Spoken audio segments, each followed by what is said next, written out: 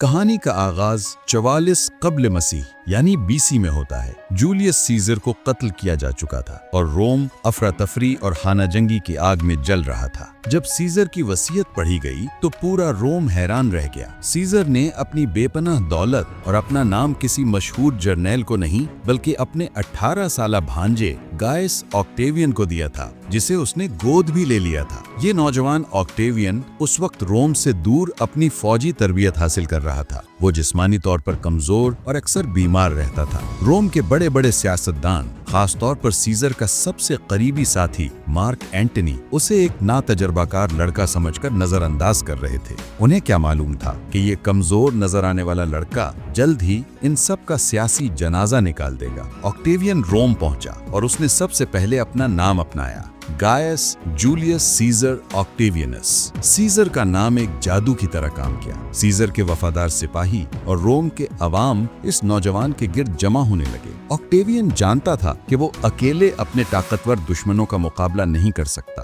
اس نے چالاکی سے اپنے سب سے بڑے حریف مارک اینٹنی کے ساتھ مل کر ایک اتحاد بنایا، جسے دوسری ٹرائمویریٹ یعنی سیکنڈ ٹرائمویریٹ کہا جاتا ہے۔ اس اتحاد کا پہلا مقصد سیزر کے قاتلوں بروٹس اور کیسیس سے بدلہ لینا تھا، لیکن اس کی شروعات انتہائی بے رحمی سے ہوئی۔ ان تینوں نے اپنے تمام سیاسی مخالفین کی ایک فہرست بنائی اور انہیں قتل کروانا شروع کر دیا۔ ہزاروں سینیٹر اور امیر رومی مارے گئے، جن میں مشہور مقرر سسرو بھی شامل تھا۔ اس خون ریزی نے دکھایا کہ آکٹیوین اپنے مقصد کے لیے کسی بھی حد تک جا سکتا ہے۔ آخرکار اس متحدہ فوج نے فلپی کی جنگ میں بروٹس اور کیسیس کو شکست دے کر ان کی کہانی ختم کر دی۔ سیزر کا انتقام پورا ہو چکا تھا۔ قاتلوں کو ختم کرنے کے بعد رومن دنیا ان تینوں حکمرانوں میں تقسیم ہو گئی۔ جلد ہی لیپیڈس کو راستے سے ہٹا دیا گیا اور اب میدان میں صرف 2 کھلاڑی رہ گئے تھے، آکٹیوین جو مغرب یعنی اٹلی اور یورپ پر حکومت کر رہا تھا، مارک اینٹنی جو مشرق یعنی یونان، ترکی اور مشرقی وسطی کے امیر علاقوں کا حکمران تھا۔ مارک اینٹنی مصر کی ملکہ کلیوپترا کے عشق میں گرفتار ہو چکا تھا اور اپنا زیادہ تر وقت اسکندریہ کے محلات میں گزارتا تھا۔ آکٹیوین جو روم میں تھا، اس نے اس موقع کا بھرپور فائدہ اٹھایا۔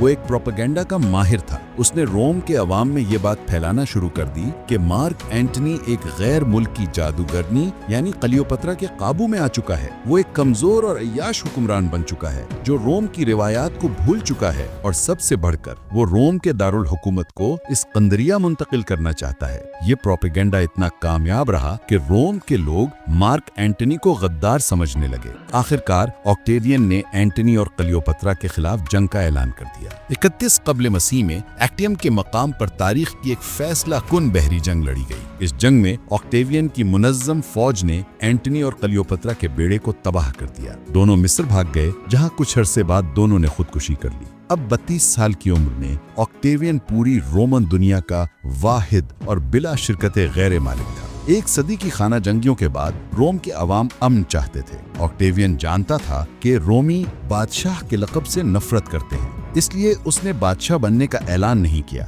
اس نے 27 قبل مسیح میں ایک شاندار سیاسی ڈرامہ کیا۔ وہ سینٹ میں گیا اور اپنے تمام اختیارات واپس کرنے کا اعلان کر دیا، یہ کہتے ہوئے کہ جمہوریہ بحال ہو گئی ہے۔ سینٹ جو جانتی تھی کہ اصل طاقت اسی کے پاس ہے، اس نے اس سے حکومت جاری رکھنے کی درخواست کی اور اسے آگسٹ کا لقب دیا، جس کا مطلب ہے عظمت والا یا قابل احترام۔ یہ آگسٹ کی سب سے بڑی کامیابی تھی۔ اس نے بادشاہ کا لقب لیے بغیر بادشاہ کے تمام اختیارات حاصل کر لیے۔ اس نے خود کو پرنسپس یعنی اول شہری کہلوایا۔ اسی دن سے جمہوریہ روما ختم ہو گئی اور سلطنت روما کا باقاعدہ آغاز ہوا۔ آگسٹ کی 40 سال سے زیادہ کی حکومت نے روم کو وہ چیز دی جس کے لیے وہ صدیوں سے ترس رہا تھا، امن۔ اس دور کو پاکس رومانا یعنی رومن امن کہا جاتا ہے، جو اگلے 200 سال تک جاری رہا۔ آگسٹ صرف ایک سیاستدان نہیں بلکہ ایک عظیم منتظم بھی تھا۔ اس نے روم کی تعمیر نو، اس نے روم شہر کو اتنا خوبصورت بنایا کہ وہ فخر سے کہتا تھا کہ میں نے روم کو اینٹوں کا شہر پایا تھا اور اسے سنگ مرمر کا شہر چھوڑ کر جا رہا ہوں۔ مستقل فوج، اس نے ایک پیشہ ور اور مستقل فوج قائم کی جو براہ راست شہنشاہ کی وفادار تھی۔ پریٹورین گارڈ، اس نے شہنشاہ کی حفاظت کے لیے پریٹورین گارڈ نامی ایک ایلیٹ یونٹ بنایا۔